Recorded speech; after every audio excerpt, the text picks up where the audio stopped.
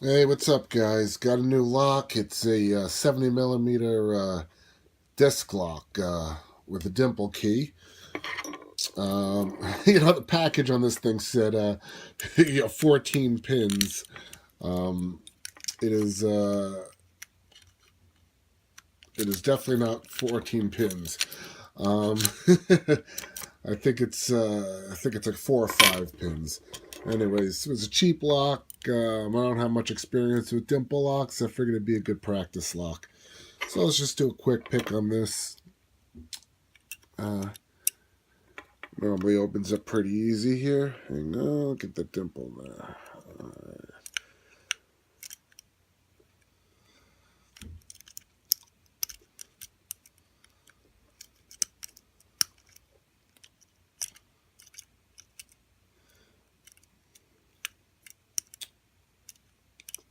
Yeah, it always takes longer on camera here than it does.